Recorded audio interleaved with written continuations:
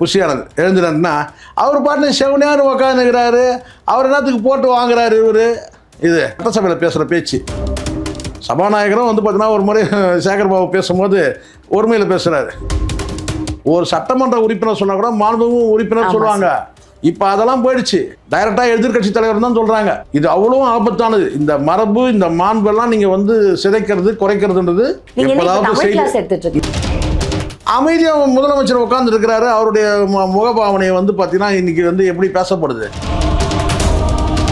புதிய சிந்தனை சேனல் நேயர்கள் அனைவருக்கும் வணக்கம். இன்னைக்கு நம்மளோட மூத்த பத்திரிகையாளர் ஷேக்குவார் அவர் தான் இணைஞ்சிருக்காரு. அவர்கிட்ட நிறைய விஷயங்கள் கேட்டு தெரிஞ்சுக்க போறோம். நிகழ்ச்சிக்கு போகலாம்.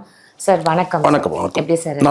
சார், இப்போ இந்த சட்டசபை லைவ் வந்து போயிட்டு இருக்கு. டெய்லியுமே வந்து அதுவும் இந்த பட்ஜெட் தாக்கல் அப்படின்னு சொல்லிட்டு நிறைய விஷயங்கள் வந்து இதுக்கு முன்னாடி இந்த சட்டசபையில இது பேசணும் அது பேசணும் தான் தெரிஞ்சதே தவிர இப்போதான் சட்டசபையில இப்படிலாம் கூட டிஸ்கஸ் பண்ணுவீங்களா அப்படின்ற மாதிரி மக்களுக்கே அந்த ஒரு புரிதல் வந்திருக்கு. அதுலயும் நிறைய காரசார விவாதங்கள்லாம் வந்திருக்கும். நிறைய வந்து ஒரு நகைச்சுவையாகவும் சில விஷயங்கள்லாம் போச்சு. முக்கியமாக இந்த பார்ட்டி ஃபண்டெல்லாம் வந்து பேசும்போது பயங்கரமாக ஒரு என்னடா ரணகலம் வந்துடுமோ அப்படின்ற ஒரு இது கூட இருந்தது சார். அதை பற்றி நீங்கள் என்ன சொல்லுமா? இதெல்லாம் ஒன்றும் இல்லைம்மா. ஒருத்தர் மைக்கில் அடிச்சுட்டு மண்டைக்கு அடிச்சுட்டு வெளியே வந்த கதைலாம் இருக்குது 89. அப்படி நடக்கணும்னு நான் சொல்லலை, சொல்கிறேன். நீங்க எல்லாருமே கொஞ்சம் மெச்சூர். இல்லை, இப்போ வந்து அன்னைக்கு வந்து சட்டசபையில் இதை முதல்ல சொல்லிடுறேன். எப்படி இந்த மண்டைக்கு வச்சுட்டு வருவாங்கன்னு சொன்னால், இந்த டேபிள் இருக்குல்ல, அந்த டேபிள் வந்து பார்த்திங்கன்னா வந்து ஒரு பைப் மாதிரி வரும். அந்த மைக் வந்து இப்படி இருக்கும். அந்த மைக்கோட ஷேப் வந்து பார்த்தா அந்த கம்பி வந்து அதில் பொருத்தப்பட்டிருக்கும். ஒரு கட்டத்தில் வந்து சில கட்டம் அந்த மைக்கை வந்து பார்த்தீங்கன்னா இப்படி பிடுங்கி அதில் வந்து ஒருத்தர் அடிச்சுக்கிட்டுலாம் மண்டை கிழிச்சுலாம் வந்துட்டு இருக்கிறாங்க. நான் சொல்கிறது 80கள் காலகட்டத்தில் அந்த ரணகலம்லாம் நடந்துச்சு. இப்போ எல்லாம் உங்களுக்கு தெரியும், இந்த மைக்கை தூக்கி போட்டு அடித்தா கூட வந்து பார்த்தீங்கன்னா வந்து அடிப்படாது. ஏன்னா அவ்வளோ அந்த அளவுக்கு ஸ்பான்ச்சு இது இப்படி தான் இருக்குது. நான் எதுக்காக சொல்கிறேன்னா, இன்றைக்கி வந்து அதிலே பொருத்தப்பட்டிருக்கு மைக் வந்து ஒவ்வொருத்தருக்கும் வந்து அவங்க பேசும்போது வந்து சில அப்படி கம்பி மாதிரி தான் இருக்குது. அதனால் ஒன்றும் இல்லை. பேசக்கூடிய லாங்குவேஜ் வந்து பார்த்திங்கன்னா அது மட்டும் கொஞ்சம் திருத்திக்கணும். அது கொஞ்சம் முரணாக தான் இருக்குது. சில பேர் பேசக்கூடிய அந்த லாங்குவேஜ் வந்து யார் திருத்திக்கணும்? ரெண்டு தரப்புலையுமே. இப்படின்னா வந்து ஆளுங்கட்சி எதிர்கட்சி தரப்பில் மட்டும் ரொம்ப கரெக்டாக பேசுகிறாங்களே. அந்த எதிர்கட்சியில் இருக்கிற எக்ஸ்பீரியன்ஸ் ஆளுங்கட்சி எக்ஸ்பீரியன்ஸு சரி, நான் கேட்குறேன் எக்ஸ்பீரியன்ஸ். ஆனால் நீங்கள் தானே வந்து பார்த்தீங்கன்னா வந்து நீங்கள் இப்போ முதலமைச்சர் சொன்ன அந்த வார்த்தை தான் சொல்ல வேண்டியதாக இருக்குது.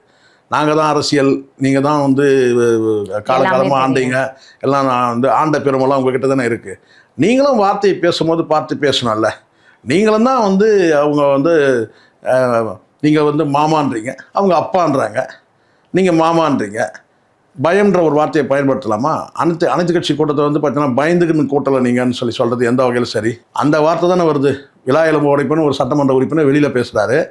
நீங்கள் சொல்கிறது பயம்ன்ற ஒரு வார்த்தையை பயன்படுத்துறீங்க.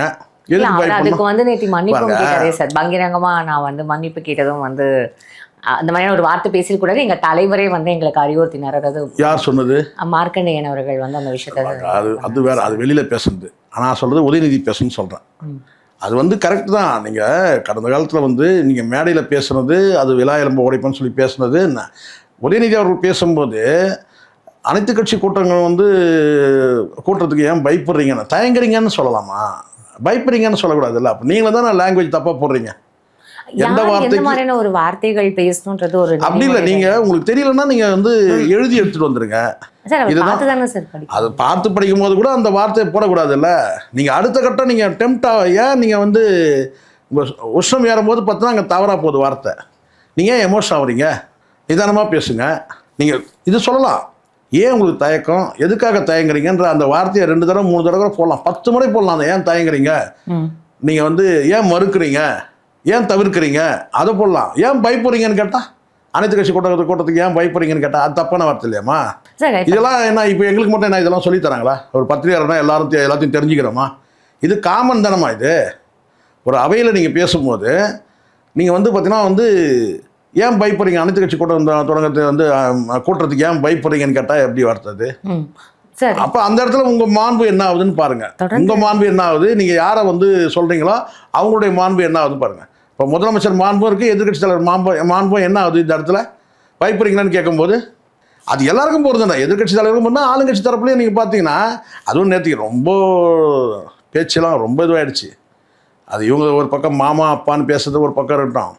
ஒரு எம்எல்ஏ வந்து திமுக எம்எல்ஏ வந்து ஏதோ பேசுகிறாரு, ஆதவர்ஜனா எங்கள் கட்சியில் தான் இருந்தார், போனார், வந்தார், ஏதோ சொல்கிறாரு வச்சுங்க.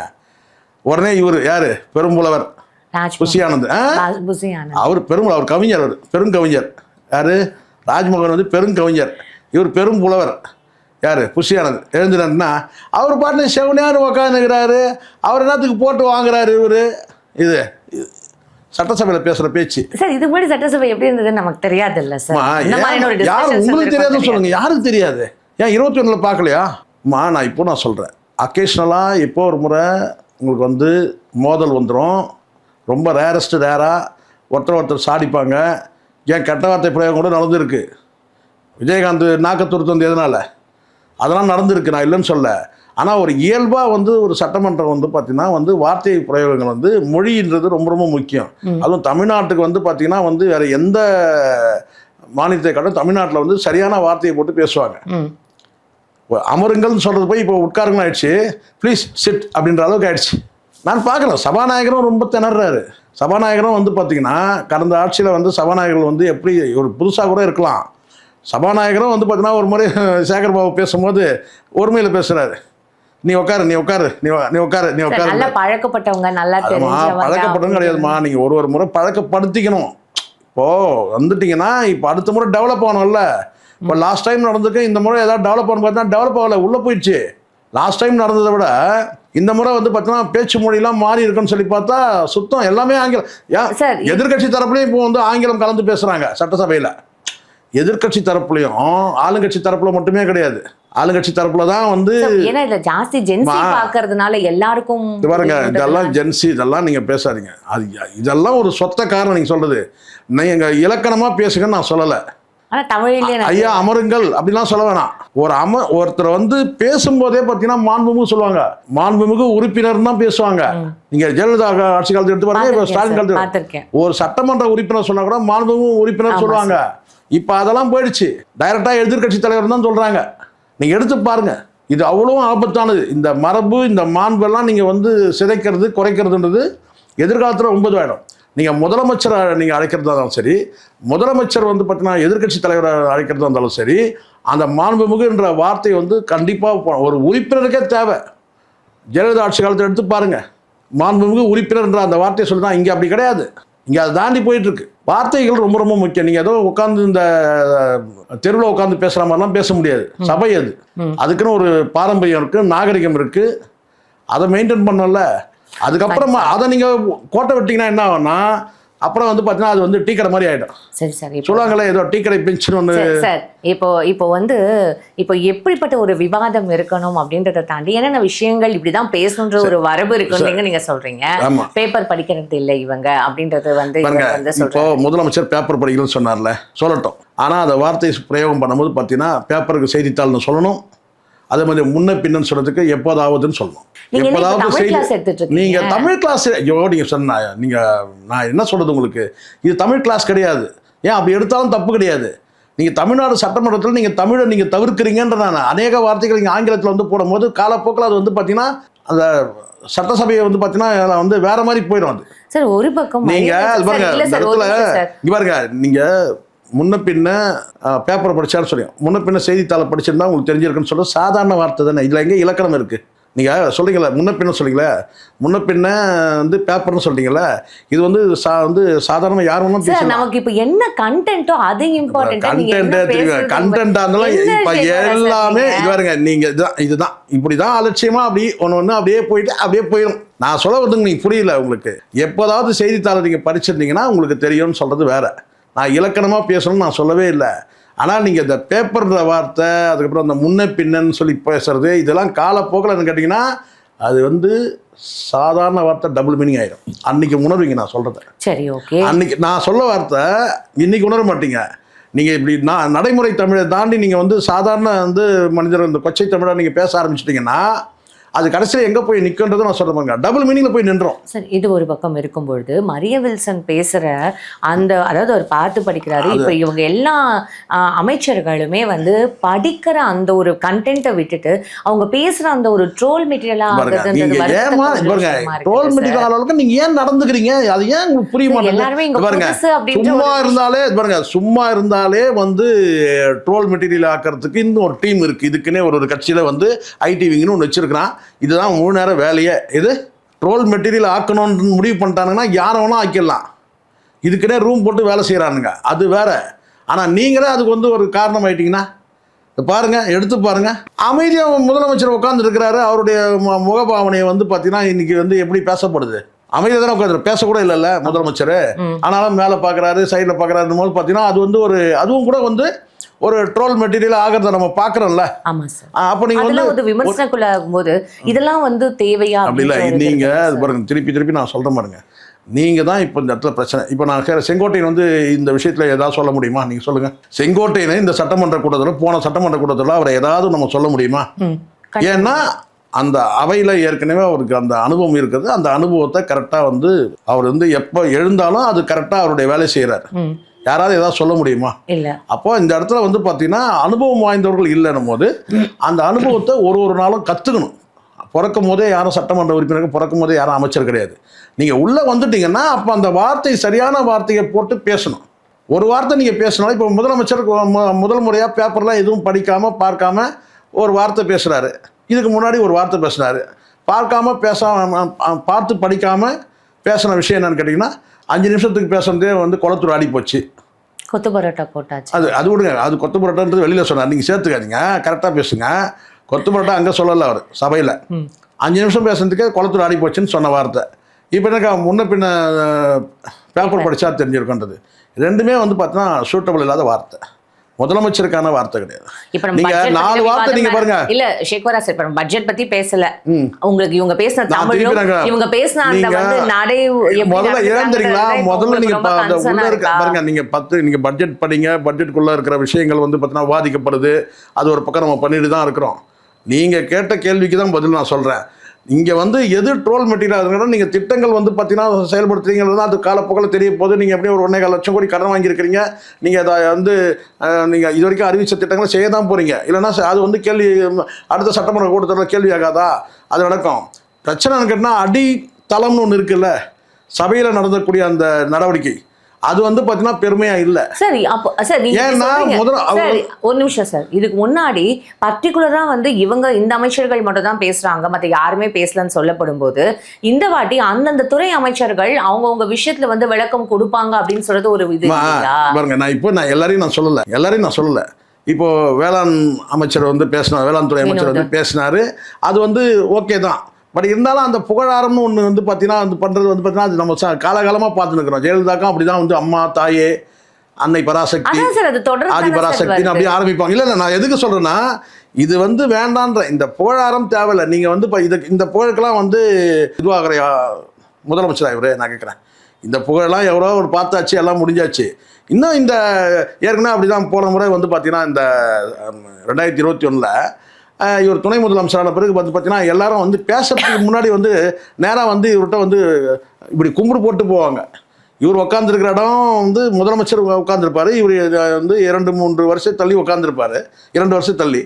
அங்கே வந்து பார்த்தீங்கன்னா எல்லாம் கும்பிடு போடுவாங்க. யாருக்கு? உதயநிதிக்கு கும்பிடு போட்டு தான் போய் உட்காந்து அங்கே பேசுறதுலாம் நான் பார்த்துருக்குறேன். ஒரு முறையாக வந்து பார்த்தீங்கன்னா இவரை சேர்த்துப்பாங்க, முதலமைச்சர் சொல்லும் போது உதயநிதியாகவும் சேர்த்துப்பாங்க. இதெல்லாம் நான் என்ன சொன்னேன், இது காலகாலமாக இவங்க பண்ணுறது திருப்பி நீங்கள் பண்ணிட்டு இருக்காதீங்கன்ற. வந்து என்ன பேசணுமோ ஸ்ட்ரைட்டாக பேசிட்டு போயிட்டு சபாநாயகர் சொன்னார். நான் என்ன சொன்னேன், முதல்ல உங்களுக்கு அதுக்கு ட்ரைனிங்கும் பத்தலை. நீங்கள் அப்படி புகழ்ந்து பேசணும்னு சொன்னால் வந்து அந்த ஃப்ளோ வரணும். அப்படி நீங்கள் புகழ்ந்து பேசணும் முடிவு பண்ணிட்டீங்க முதலமைச்சரை, அப்போ வந்து பார்த்தீங்கன்னா அவங்க ஃப்ளோ வரணும். வரலன்னா நீங்கள் என்ன கேட்டால் வந்து டியூஷன் போகணும் ராஜ்மோகன்கிட்ட. டியூஷன் வந்து பார்த்தீங்கன்னா பக்காவாக ரெடி ஆகிட்டு அதுக்கப்புறம் நீங்கள் வரணும். நீங்கள் ராஜ்மோகன் இடத்த பிடிக்கணும்னு ட்ரை பண்ணுறீங்க. வேளாண் அமைச்சர் ட்ரை பண்ணாரு ராஜ்மோகன் எடுத்து பிடிக்கிறதுக்கு. உங்ககிட்ட வந்து சொன்னாரா? சொல்லல. எனக்கு நான் என்ன சொன்னேன், இந்த முதலமைச்சர் வந்து புகழ்ச்சிக்கு வந்து அடிமையாகிற கிடையாது. ரெண்டாவது புதிய மாற்றம்னு ஒன்று வேணும். நமக்கும் போர் அடிக்குது இல்லைம்மா.